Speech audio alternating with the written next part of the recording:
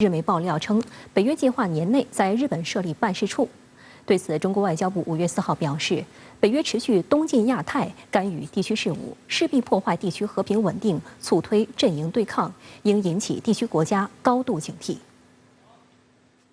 据日本经济新闻报道称，这将是北约在亚洲开设的第一个联络处。此前，北约在全球多个热点地区开设联络处，包括格鲁吉亚、乌克兰和波黑等。据北约方面透露，驻东京的联络处将用于与日本、韩国和澳大利亚等印太地区合作伙伴进行定期磋商。参与协调的丹麦驻日大使称，此举不是面子工程，而是一种非常直观、真实的方式。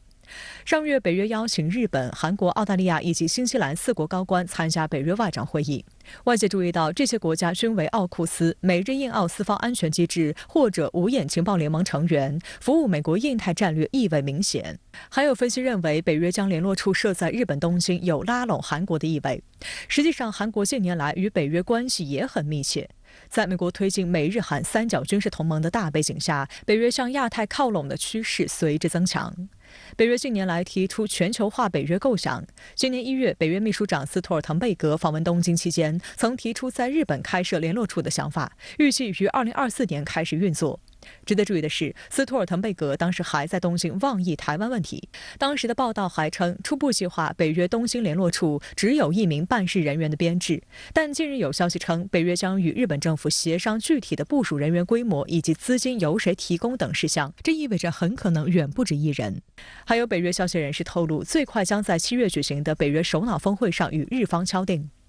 日本庆应艺术大学综合政策系副教授鹤冈路人认为，北约在日本设立联络处将有重大意义。这意味着北约将通过东京的棱镜审视亚洲，包括中国。从技术上来看，以后北约获取印太信息将主要通过东京的渠道。 北约到哪个地区，哪个地区可能就不太平。北约它要介入亚太地区，它必须有几个支点，或者说有几个本土化的帮手。 对此，中国外交部发言人毛宁回应称，亚洲是和平稳定的高地，合作开发的热土，不应成为地缘争夺的决斗场。北约持续东进亚太，干预地区事务，势必破坏地区和平稳定，推动阵营对抗，应当引起地区国家的高度警惕。 关于北约的本质，外交部发言人汪文斌曾有精辟论述。他指出，北约口口声声称自己是防御性组织，实际上却在不断制造对抗、制造事端。北约要求别国遵守国际关系基本准则，却肆意对主权国家发动战争、狂轰滥炸，导致无辜平民丧生和流离失所。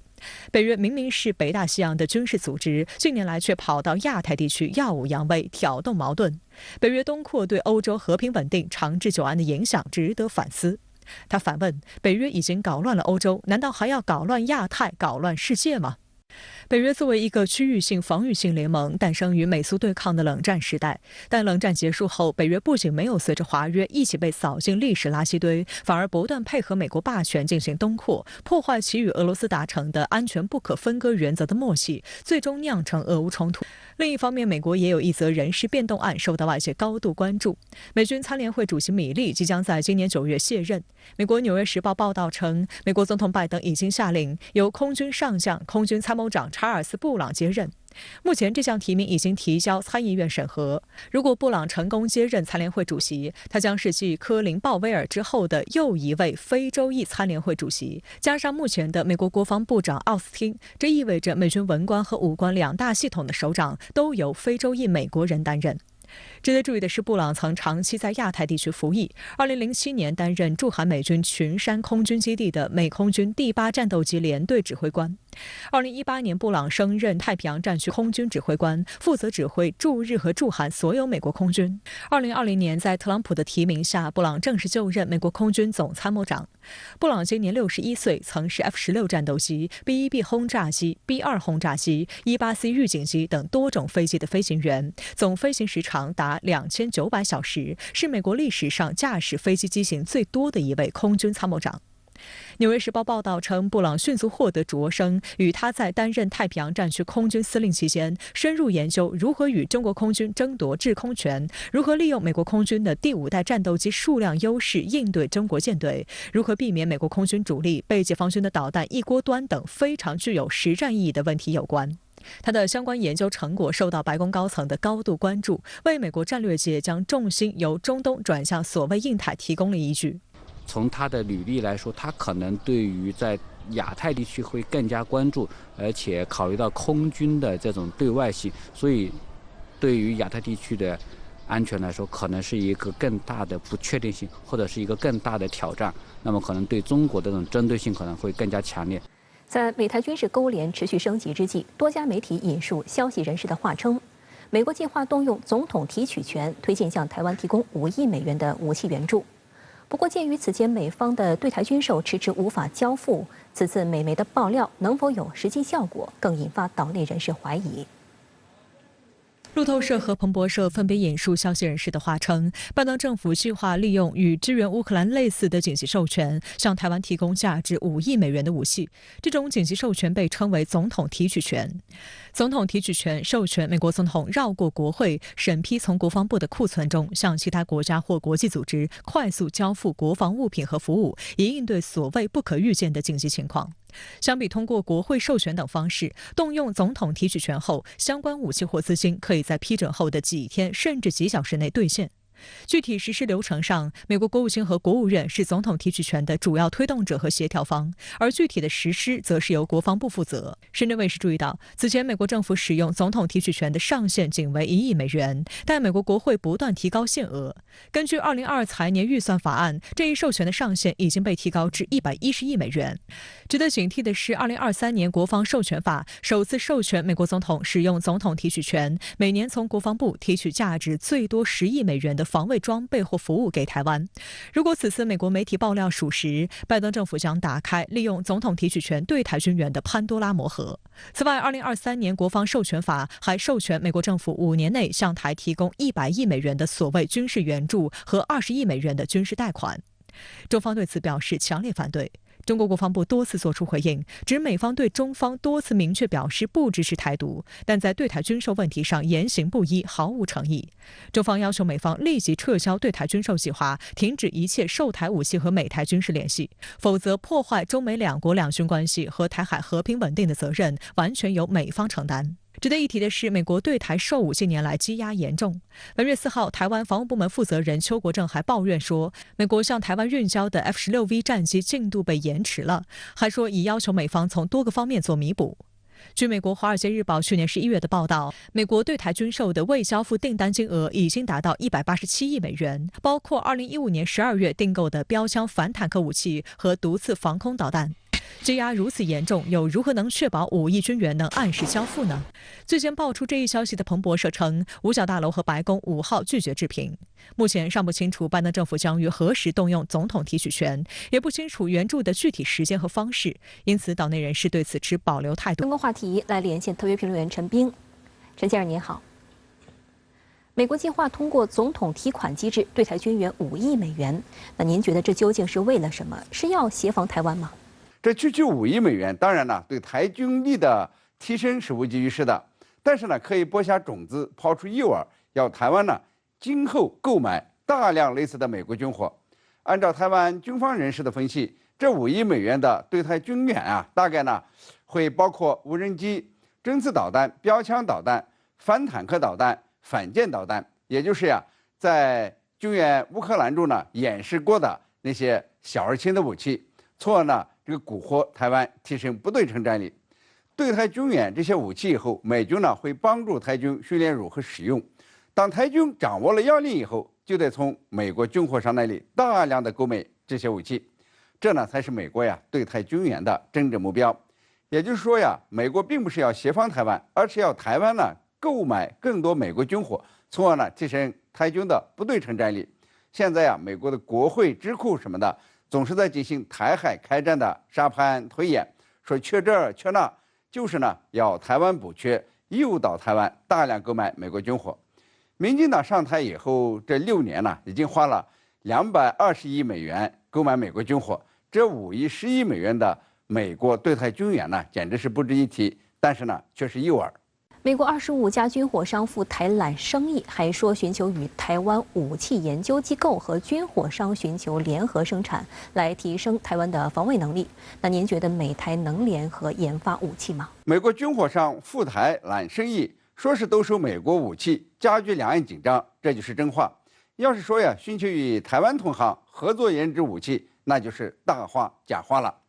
美国军火商组团到台湾，采访了这个台湾军工研究机构和多个军工企业，说呢是来寻找合作的，实际上呢是来谈虚实的，看台湾军工产业的产能和体制究竟如何，从而呢为今后扩大对台军售有利方式。为什么说美台联合研发生产武器可能性不大呢？第一呀，美国和台湾要联合研发武器，它不是企业间说了算，而是呢要经过政府授权和批准的。如果美国政府批准相关的授权，不仅违背了一个中国原则，而且呀，台湾军工企业也可能不答应，因为那样呢，美国就掌握了主动权，台湾呢就是个生产商。况且呀，美国是不允许把最先进的军工技术拿到国外的。第二呢，美台联合生产武器已经提了好几年了，但至今呢没有实质性进展，都是在纸面上，都是在嘴巴上。但是呢，要台湾确保给美国军工生产链不断的供货，倒是有可能，比如说高端芯片。反过来呢，要美国给台湾军工保证点什么，恐怕是指望不上。台美呢在军工上进入实质合作，恐怕是遥遥无期。第三呢，美国所谓的这个美台军工合作呢，是不是为了弥补这个美国呀拖延交付对台军售？那么在台湾本地生产这个军火呢，好像也不是。美国对台军售，台湾是交了钱，但是呢，仍然有190亿美元的军火没有按期交货。比如说 F-16V 战机就迟迟交不了货。但是呢，在台湾建立这种战机的组装生产线可能吗？那得花很长的时间，根本无法满足台湾近期的需要。可以说呀，美国和台湾所谓联合生产武器装备就是挠痒痒，说说而已，可能呢给台当局一些说辞、一些安慰，但是很难实施。台湾呀，最明智的选择是设法维护两岸和平，不要有战争。这一方面呢，要和中国大陆沟通好，维护一个中国原则；那么另外一方面呢，要拒绝美国的诱惑和误导，要看清楚人家呢只是想大赚军火钱。好的，谢谢陈先生在线与我们分享您的观点，谢谢。军事史上首次报告高超音速武器被防空系统拦截的消息。根据乌克兰空军4号晚发布的消息，乌军使用美制爱国者击落一枚从俄罗斯境内发射的匕首高超音速导弹。截至目前，俄军方尚未对此消息进行回应。高超音速武器无法被拦截的神话破灭了吗？似乎还不能这么快下结论。由于公布的细节不多，事件真伪还存在很多疑点。乌克兰空军司令奥列什丘克6号在社交媒体公布了更多细节。他表示，这次拦截事件发生在本周早些时候对基辅的一次夜间空袭中。当时，乌军防空系统侦测到一枚 KH-47匕首高超音速导弹由一架米格31K 战斗机从俄罗斯境内发射，乌军迅速启动美制爱国者防空系统将其击落。奥列什丘克称这是一个历史性事件。乌克兰媒体大受鼓舞，纷纷报道这次拦截打破了高超音速武器无法被拦截的神话。乌克兰空军发言人伊赫纳特对一家电视台表示，北约援乌的爱国者防空系统是一种过时的美国武器，而俄罗斯的匕首高超音速导弹是世界最先进的战术导弹之一。这次证明，爱国者对高超音速导弹的拦截还是非常有效。美联社指出，由于爱国者系统价格昂贵，乌克兰可能只用爱国者导弹系统应对俄罗斯战机或高超音速导弹等高价值目标。据分析，爱国者系统每枚导弹的成本约为400万美元，发射器的成本约为1000万美元。这个匕首导弹作为俄罗斯高超声速导弹的一个在实战当中运用的一个代表，那么被俄罗斯一直被视为打击最有价值目标和展现俄军威慑力的工具之一。但是以美国和北约为首的西方国家不断的向乌克兰提供这样的一个作战信息，并且在这种战场上时刻关注俄军的一些先进武器，那其中被这个俄罗斯视为大杀器的这个匕首导弹，就是关注的重中之重。乌克兰国防快报5号公开了2张照片，显示一枚导弹的残骸落在一个体育场内。报道称，这个残骸与匕首导弹的鼻锥极为相似，且与 KH-22和伊斯坎德尔导弹有所区别。但也有分析认为，仅凭这2张照片还难以确证爱国者击落匕首的真实性。有军事专家认为，照片展示的残骸并非导弹本体，而仅是导弹的战斗部的外壳部分，因此给判别工作造成困难。从图片上看，残骸的壳体较厚，这也构成一个疑点。因为这么厚的壳体，如果是导弹本体头部的残骸，那就无法安装任何传感器，不论是雷达、红外或是光学传感器，都无法穿透这样厚度的外壳工作。此外，太厚的壳体也不太符合空射导弹的特征。要想挂载在战机上发射，空射导弹通常都比较轻。据此，有专家认为，俄军可能是虚晃一枪，采用配重替换了一枚匕首高超音速导弹的战斗部，也就是说，乌军拦截的是一枚诱饵弹，目的是欺骗乌军爱国者进行拦截，进而确定防空导弹阵地的大概位置。以现在的这种所放的照片来看呢，的确呢，更有可能是打的是诱饵弹，不可能是真正的导弹。实际上，乌方不放这个照片还好，放了以后，反而是让人感到怀疑的，因为呢，他放的这张照片呢，那打的那个洞啊，能够看出来那壁面特别厚。那如果还是在头部的话，这很容易导致呢头重脚轻。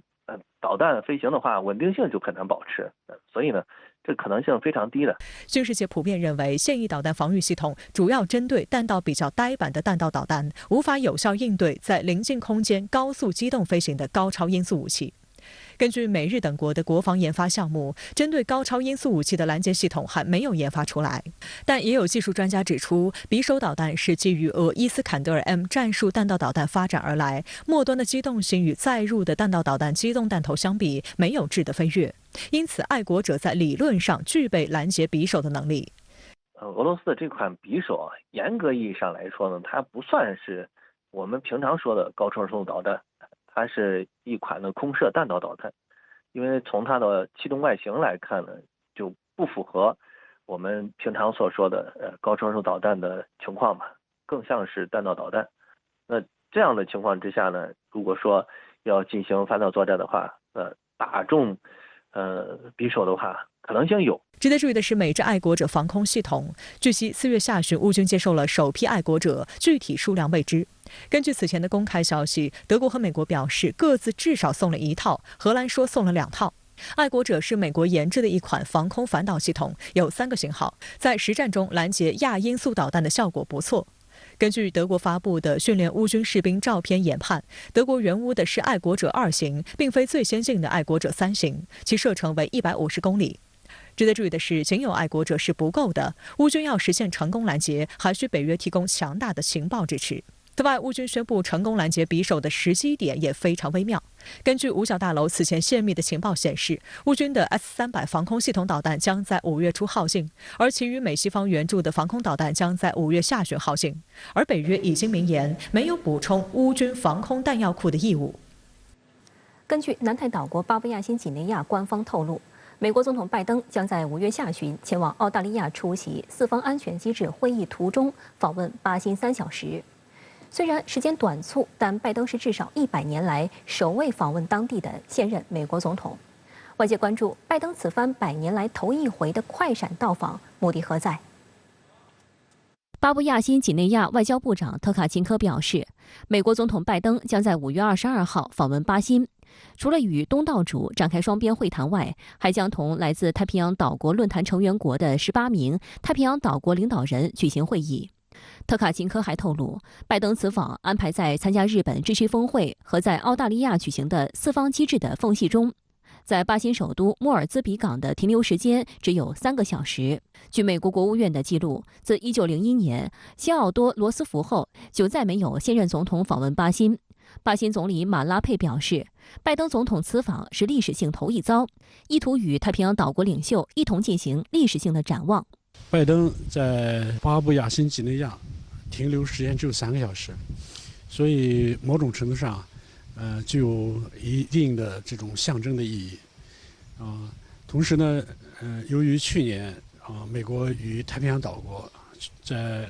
华盛顿举行过一次峰会。所以拜登这次去巴新，他的意图存在着将美国和太平洋岛国峰会机制化。路透社认为，拜登的这3小时是为了寻求对抗中国在这一具有重要战略意义地区日益增长的影响力。法新社则提到，中方去年与所罗门群岛签署双边安全框架协议后，美国对南太岛国的关注度大幅上升。今年2月，美国还重开此前关闭长达30年的驻所罗门群岛大使馆。美国去年还把前朝鲜事务首席谈判代表尹汝尚转任太平洋岛国谈判特使。在拜登抵达巴新之前几天，尹汝尚在智库机构哈德逊研究所说：“让我们面对现实吧，美国在太平洋地区的影响力落后于中国，这是中国与我们之间的战略竞争。我们正在进行一些追赶，但还需要加快追赶的速度。”他的思维就是一种竞争的思维。美国这样的一种围着中国转中国到了哪里，美国就要跟到哪里去，反映出美国一以贯之的树立美国强有力霸权的这样的一种外交的风格。值得警惕的是，美国向巴新展示的所谓承诺和支持，实际上暗藏军事化南太平洋岛国的计划。按照美国军事战略，巴新处于所谓第3岛链，在美军目前正从日韩等第1岛链后撤至第2岛链的情况下，南太岛国所处的第3岛链成为美国的战略后方，具有较高的军事价值。路透社、法新社都在报道中提到，拜登此行将向南太国家施压签署新的国防合作协议，包括在巴新马努斯岛东北部的隆布鲁姆建立一个美澳联合海军基地。深圳卫视注意到，马努斯岛是巴新第5大岛，占地2100平方公里。2战期间，美国海军曾在岛上拥有隆布鲁姆基地。美澳两国近年来基于此地，但遭到了当地政府的极力反对。实际上，美国历史上对南太岛国的军事化利用，给当地居民带来了深重的灾难。1946年至1958年，美国曾在马绍尔群岛进行67次核武器试验。华盛顿邮报曾描述，美国将这些核武器试验的爆炸威力平均分配，相当于在12年时间里，马绍尔群岛每天都要遭受1.6次广岛原子弹规模的爆炸。但美国却拒绝做出相应的赔偿。2014年，马绍尔曾因此事起诉。美国的目的是将太平洋岛国作为棋子，最终的结局必然会破坏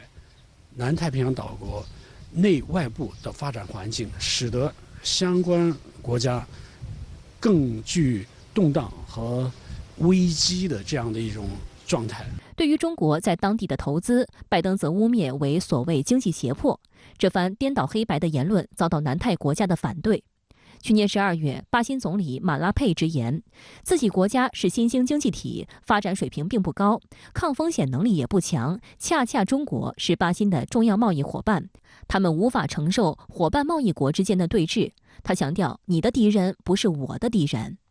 实际上，还有一件事暴露了美方对南太国家利益漠不关心。日本政府今年将把福岛核污水直接排放入太平洋。根据科学模型，57天内，这些日本核污水就将扩散至南太国家，而这些核污水的总量有120万吨，这勾起了南太国家的不好记忆。从科学界到政府都一致反对，但美西方主导的国际原子能机构却在这一重要诉求上无视了南太国家。而中国则是极力反对日本核污水排海的中坚力量，受到这些国家的欢迎。来自南太地区的学者格雷戈里·弗莱教授曾对半岛电视台表示，在政策方面，美国想要的与太平洋岛国想要的东西之间存在着很大的差距。从太平洋国家的角度来看，他们希望看到的是具体行动。他们也担心美国会谈论地缘政治方面的话题，甚至导致该地区进一步军事化。日本首相岸田文雄7号中午抵达韩国，开始为期2天的访问。韩国总统尹锡悦在首尔龙山总统府与岸田文雄举行首脑会谈，评价两国关系有明显改善。对于备受外界关注的历史问题，岸田称，历代日本政府对于历史认识的立场不会改变。而尹锡悦则称，历史问题未完全解决，也要合作，再次引发舆论声讨。在岸田文雄访问韩国之际，多个市民团体代表到韩国总统府前举行集会抗议。外界注意到，日本和韩国国内对于岸田访韩不甚积极，但美国十分热衷。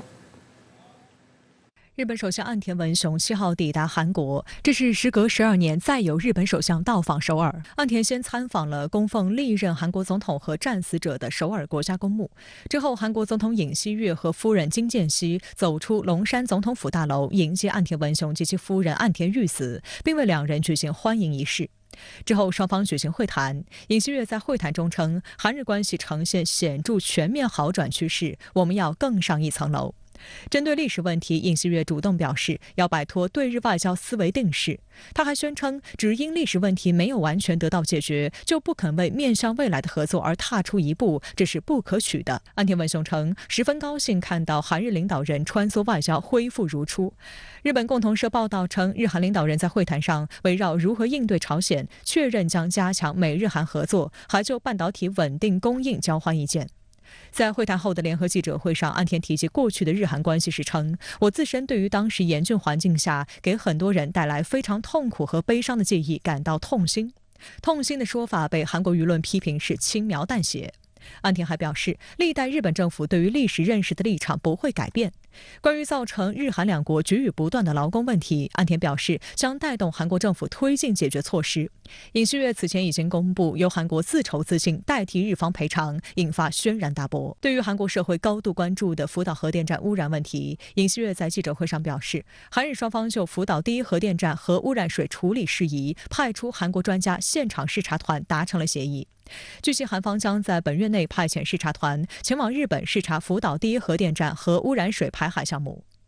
对于时隔12年再有日本首相来访，韩国政府在接待岸田方面也费尽心思。韩国媒体称，这次韩方为岸田文雄破格提供了最高级别的安保服务，这种服务此前仅用于国事访问，而岸田这次是工作访问。而且据报道，由于考虑到国民情绪，韩国历史上此前从未将日本首相列入享受最高级别安保服务的名单。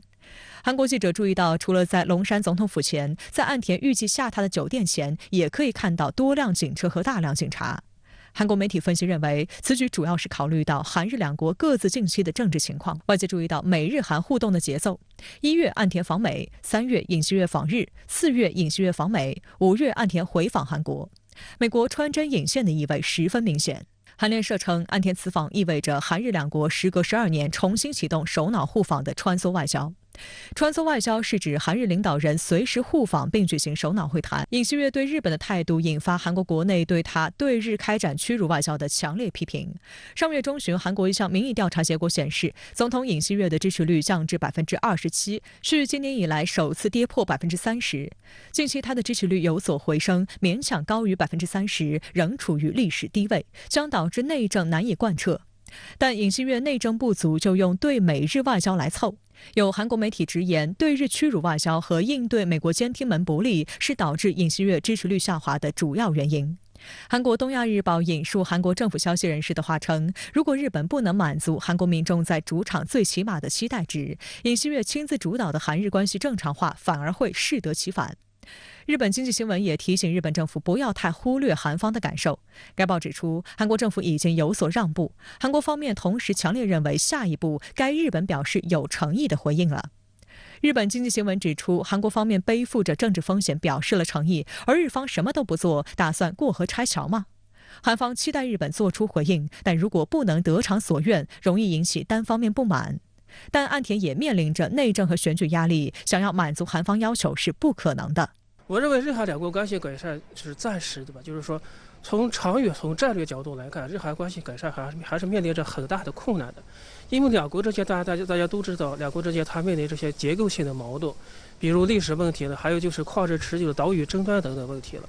如果这些问题不能得到彻底解决的话，那么日韩关系的改善仅仅是我认为是表面上的，仅仅是虚假式的繁荣吧。实际上，日韩两国国内对于岸田访韩态度消息，只有美国极力撮合。从6号开始，一连2天，韩国多个市民团体代表来到位于首尔市龙山区的总统府前举行集会，抗议日本首相岸田文雄访问韩国。而就在岸田进行此次回访前，日韩国内传来了诸多不欢迎的声音。此前，韩国一位在野党议员登上了日韩有主权争议的独岛，引发了日本的强烈不满。有一些日本民众也要求岸田取消访问首尔的计划。其实，日韩和解的最大受益方是美国。美国《纽约时报》评论称，美国近年来愈发清晰地认识到，其比以往任何时候都更加紧迫地需要东亚盟国之间的和解。日韩关系回暖对美国来说意义重大。因此，有分析也提醒，今后要警惕没有了外交障碍的日韩，在美国的影响下，如何搅动东北亚的地区局势。日韩关系改善，大家都它是第三方因素推动改善的，也就是美国推动下的改善的一种关系。它不是日韩两国发自内心的一种改善，它不是日韩两国民众真正和解基础上的改善。所以，我认为就是他们之间的这种关系改善，可以说是一种昙花一现式的。等到韩国方面政府就是说更迭以后的话嘛。那么这个日韩关系改善的话，很难说存在着很大的变数。虽然美国方面的压力很大，但日韩两国作为东亚国家，也有自己的现实利益考量。深圳卫视注意到，有多名日本外交消息人士透露，岸田会在日韩首脑会谈上重申早日重启中日韩三国对话的重要性。在4月初由中日韩合作秘书处主办的第1届中日韩展望对话会上，与会的中日韩三方前政府官员和学者均强调深化三国交流合作的重要性，一致认为有必要尽快重启自2019年底以来中断的中日韩领导人会议。有观察认为，之前中日韩三边会议被搁置，很大一部分因素就是日韩矛盾的影响。日韩关系缓和后，中日韩三边关系能否有所提升，将是关注的焦点。此外，5月2号在韩国仁川举行的中日韩三国财长和央行行长会发布的联合声明强调，为了使经济从新冠疫情中复苏，三边合作不可或缺。实际上，韩国不断配合美国对华脱钩政策，也反噬到自身经济。韩国国际贸易协会日前公布的数据显示，1季度韩国出口同比下降12.6%，当季出现225亿美元的贸易逆差，其中对中国的出口同比大跌近30%。实际上，去年9月，韩国加入美国主导的所谓芯片四方联盟，1个月后，韩国对华出口贸易就出现下滑，至今仍未止跌。韩国产业通商资源部的统计数据显示，去年韩国半导体产业对华出口依赖度为40%，如果将中国香港等渠道算在内，出口对华依存度则提升至50%。如果将三星电子和 SK 海力士等韩企在中国工厂的半导体产量也计算在内，韩国半导体对华依赖程度会更高。受对华出口持续下滑影响，美国时隔近20年取代中国成为韩国最大出口市场，而韩国企业也正在向美国大量投资。韩国韩民族日报称，虽然不及在华投资，但韩国半导体企业在美国的投资规模已经超过数百亿美元。虽然如此，客观情况却是韩国半导体企业在美国生产芯片，但最终还是需要中国这样的大市场来消化。韩国媒体称，在产供链合作方面，韩国半导体产业处于上游美国芯片设计产业和下游中国终端制造产业的夹心层。如果韩国政府在处理对华和对美关系时不够谨慎，将动摇韩国的经济国本。如果韩国失去中国这个巨大市场的话，那么对韩国来说，经济是举步维艰的。芯片方面的话，中国是一个消费品市场。他如果韩国听从美国的建议的话嘛，把这个芯片贸易切断的话，对他来说是2倍巨杀的，因为中国是个巨大的消费品市场，韩国失去中国这个消费品市场的话嘛，对韩国来说没有多大的好处。相关话题来连线特约评论员吴卫。吴先生您好。时隔12年，日韩重启首脑间穿梭外交，日本殖民韩国35年，罪孽深重，历史问题盘根错节。那您觉得现在真的柳暗花明了吗？我先说结论。一言以蔽之，日本与韩国都已经明确的、公开的站队了，重新宣示了自己作为美国马前卒的角色。那么，美国是如何着手发力，将日韩这对冤家重新笼络上一张桌子的呢？我认为，拜登非常狡猾地抓住了一个牛鼻子，那就是日韩产业链之间的对立统一关系。美国用经济关系迫使韩日两国重新调试彼此关系。大家应该还记得，拜登去年5月访问韩国，下飞机之后的第一站去的是韩国三星位于京畿道的半导体工厂。尹锡悦全程陪着，点头哈腰，有说有笑。为什么我说拜登抓住了韩国的牛鼻子呢？某种意义上看，美国现任政府的所谓产业链重整计划，将直接决定韩国这个国家的产业至于全球经济活动的地位，事关韩国诸多财阀的未来生计。就算尹锡悦看不懂，财阀的老总们也会教他懂。美国摆出了一副顺我者昌，逆我者亡的姿态，以产业链的重新调整为切入点，让日韩两国乖乖归队了。回看日本、韩国以及中国台湾的历次产业链转移，基本都是由美国主导的。别看如今三星、台积电都有着独步全球的先进制造业水平，归根结底那都是美国爸爸赏饭吃啊。因此，当美国政府一旦触及了这个根本，这些小弟都得乖乖低头。所以，并不是说日韩两国真的迎来了什么柳暗花明，实现了什么所谓的历史和解，只是人在屋檐下不得不低头。一个有趣的细节是，岸田文雄抵达韩国后，先去参拜了国立显忠院，这座韩国的国家公墓先后埋葬了韩国抗日独立运动、朝鲜战争以及越南战争中殉职的军人。那么你猜，岸田拜的是哪些英灵呢？韩媒报道，岸田文雄在首尔的行程是在韩国民众的一片抗议声之中展开的。日本媒体也认为，岸田政府对韩方的低姿态回应不足，是过河拆桥。那您怎么看今后一段时间的日韩关系呢？正如我刚刚所谈到的，日韩两国并没有真正实现所谓的历史和解。如今大家看到的不过是又一个强扭的瓜，是拜登摁着日韩两个领导人的头，硬生生鞠躬。在我看来，这是日本与韩国这两个所谓非正常国家的悲哀。我之前多次谈到过类似的看法，那就是日本与韩国的美国殖民色彩过于浓重，两个看似在国际上颇有分量的发达经济体，实则或多或少都将主权与外交自主权让渡给了美国。我的观点至今不变，一个允许他国大量驻军、放任自己的国家领导人被监听、被监视的国家，国格是不完整的。所以大家也不必过多的去抨击尹锡悦所谓的自降国格，韩国的现状就是如此。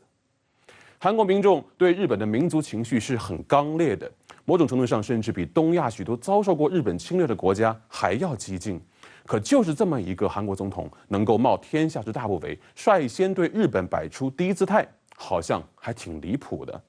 但仔细分析啊，我们会发现离谱之下有它自身的一套逻辑。回看2022年韩国总统大选，尹锡悦的得票率是48.56%，李在明是47.83%，这是一个小于1%的极其微弱领先。因此啊，尹锡悦对自己的广泛代表性是信心不足的。考虑到韩国总统只能干一届，所以尹锡悦不会过多的关注民意的消长，他所做的只有一件事，那就是维系好与美国的关系。只有顾好了这一头，才能保证他这个任期相对安稳的度过。当下我们在日韩两国政坛看到的所谓政治奇观，实则只代表了一时一世的力量分野。若放诸历史长河中，不过须臾之一瞬，终究成为不了主流，也必然会遭受历史的公正审判。好的，谢谢吴先生在线与我们分享您的观点，谢谢。